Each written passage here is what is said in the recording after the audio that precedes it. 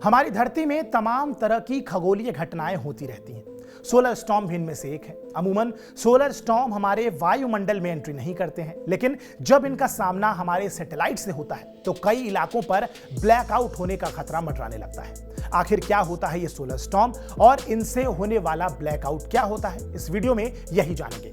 नमस्कार, आप देख रहे हैं TV9 डिजिटल और मेरा नाम है आयुष मिश्रा।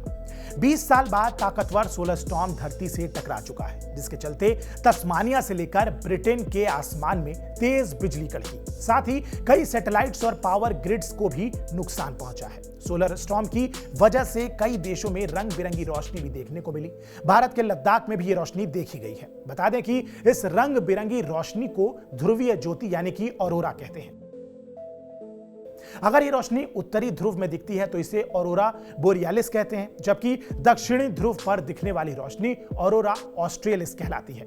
अब ये भी जान लेते हैं कि ये रंग बिरंगी रोशनी आखिर कहां से निकलती है।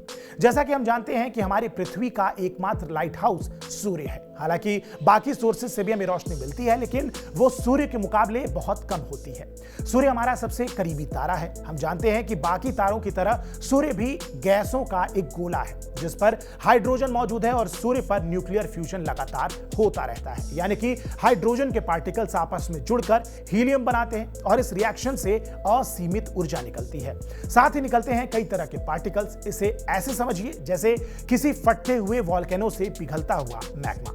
सूर्य पर होने वाले विस्फोट से कोरोनल मास इजेक्शन यानी कि CME बनता है। इनकी वजह से ही सोलर स्टॉर्म आते हैं। अंतरिक्ष में सोलर स्टॉर्म की घटनाएं आम बात है, लेकिन जब यही कोरोनल मास इजेक्शन धरती की मैग्नेटिक फील्ड में एंट्री करता है तो ये एक चमकदार रोशनी में तब्दील हो जाता है। चमकदार रंग बिरंगी रोशनी को ही ऑरोरा कहा जाता है। ऐसे में इसे ऐसे भी समझ सकते हैं कि सूर्य की सतह से प्लाज्मा और मैग्नेटिक फील्ड का निकलना ही कोरोनल मास इजेक्शन है। सौर तूफान हमारी पृथ्वी की मैग्नेटिक फील्ड को डिस्टर्ब करते हैं। इनकी वजह से पावर ग्रिड को नुकसान पहुंचता है। विमानों में टर्बुलेंस भी हो सकता है। अंतरिक्ष यान अपना रास्ता भी भटक सकते हैं। सोलर स्टॉर्म की वजह से सैटेलाइट कम्युनिकेशन भी ठप पड़ सकता है। इसे ब्लैकआउट होना कहते हैं। साथ ही इससे निकलने वाले रेडिएशंस एस्ट्रोनॉट्स को भी गंभीर नुकसान पहुंचा सकते हैं। ये सौर तूफान अक्टूबर 2003 में आए हैलोवीन तूफान के बाद दूसरा सबसे बड़ा सोलर स्टॉर्म माना जा रहा है। हैलोवीन की वजह से स्वीडन में ब्लैकआउट हुआ था। साथ ही साउथ अफ्रीका में भी कई पावर ग्रिड ठप पड़ गए थे। अब वैज्ञानिकों ने इस सोलर स्टॉर्म को लेकर चेतावनी जाहिर की है। उनका कहना है कि आने वाले दिनों में CME पार्टिकल्स की एंट्री हो सकती है। अगर बात दुनिया के सबसे शक्तिशाली सौर तूफान की करें तो यह साल 1859 में आया था। इसका नाम कैरिंगटन इवेंट था। इसकी वजह से कई देशों में टेलीग्राफ लाइनें खराब होने की बात सामने आई थी।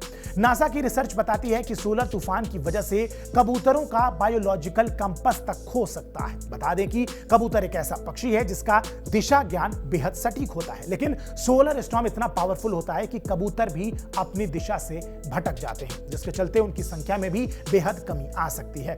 अमेरिकी संस्था national oceanic and atmospheric administration के मुताबिक ये G4 कैटेगरी का जियोमैग्नेटिक तूफान है। इससे blackout, high frequency radio wave का खतरा है। साथ ही वैज्ञानिकों ने कम्युनिकेशन, सैटेलाइट, एयरलाइंस और पावर ग्रिड को गंभीर नुकसान पहुंचने की आशंका भी इसमें जताई है। बहरहाल इस वीडियो को लेकर आपकी क्या प्रतिक्रिया है, हमें कमेंट बॉक्स में जरूर बताएं। बाकी देश और दुनिया की तमाम इंटरेस्टिंग वीडियोस के लिए आप सब्सक्राइब कीजिए TV9 डिजिटल। मेरा नाम है आयुष मिश्रा। नमस्कार।